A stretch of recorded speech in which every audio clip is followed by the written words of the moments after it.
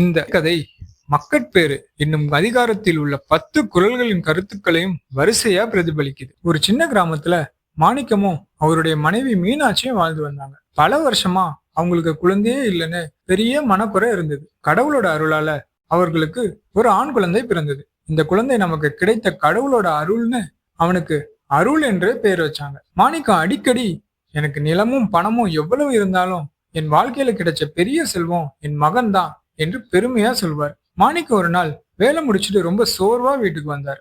அப்போ அருள் தன் குட்டி கையில சாதத்தை பிசைஞ்சு, அப்பா வாயை திறங்க என்று ஊட்டினான். அது சாதாரண சாப்பாடு தான். ஆனா மாணிக்கத்துக்கு அது அமிர்தத்தை விட இனிமையா இருந்துச்சு. இதை பார்த்த மீனாட்சியின் கண்களிலும் ஆனந்த கண்ணீர் வந்தது. ஒவ்வொரு நாளும் வேலை முடிச்சு வீட்டுக்கு வந்ததும் மாணிக்கம் முதலில் மகனை தூக்கி அணைத்துக் கொள்வார். அந்த ஒரு அணைப்பிலேயே அவருடைய நாள் முழுக்க இருந்த சோர்வு எல்லாம் மறைஞ்சு போயிடும். அருள் பேச ஆரம்பிச்ச பிறகு அவன் மழலை சொல்ல கேட்டுக்கொண்டே இருப்பார். ஒரு நாள் மாணிக்கம் சிரித்து கொண்டே, குழல் இசை யாழிசை எல்லாம் இனிமைதான், ஆனா குழந்தை பேசுற மழலை சொல்ல கேட்காதவங்க தான் இப்படி சொல்லியிருப்பாங்க என்பார்.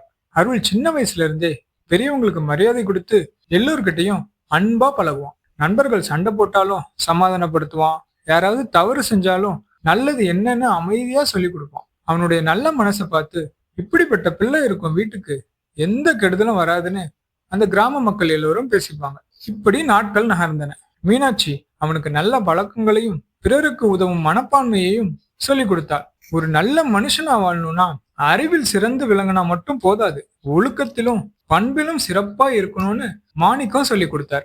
ஆசிரியர்களும் இந்த பையன் ரொம்ப நல்லா வருவான் என்று பாராட்டினாங்க. இவ்வாறு காலம் போய்கொண்டே இருந்தது. அருள் உயர்கல்வியை முடிச்சு தன் கிராமத்திற்கே திரும்பி வந்தான். விவசாயிகளுக்கு தான் படிச்ச புதிய தொழில்நுட்பங்களை அறிமுகப்படுத்தினான். குறைந்த செலவுல அதிக விளைச்சல் எப்படி கிடைக்கும் என்று கத்துக் கொடுத்தான். படிக்க முடியாத ஏழை மாணவர்களுக்கு இலவசமா பல உதவிகளை செய்தான். அவர்களையும் கல்வியில சிறந்து விளங்க உதவுனான். கொஞ்ச நாள்லயே இப்படிப்பட்ட அறிவுள்ள இளைஞன் நம்ம நாட்டுக்கே பெருமை என்று அருளுக்கு அரசின் உயரிய விருது வழங்கப்பட்டது. விருது வழங்கும் விழாவில் பேசிய அமைச்சர், அருள் ஒரு சிறந்த விஞ்ஞானி மட்டும் அல்ல, எல்லோருக்கும் ஒரு முன்னுதாரணம் என்று பாராட்டினார். அருள் பிறந்த நாளில் அவர்களுக்கு ஏற்பட்ட சந்தோஷத்தை விட இன்று உலகமே உங்க மகன் ஒரு சான்றோன் என்று பாராட்டுவதை பார்த்து அவர்களின் கண்களில் ஆனந்த கண்ணீர் வழிந்தது. செல்வம், புகழ், அதிகாரம் ஆகியவை வாழ்க்கையில் கிடைத்தாலும் நல்ல அறிவும் நல்ல ஒழுக்கமும் உலக நலனும் கொண்ட ஒரு நல்ல மகனை பெறுவதுதான் மனித வாழ்க்கையில் மிகப்பெரிய செல்வம் என்றார் அமைச்சர். இப்படிப்பட்ட மகனை பெற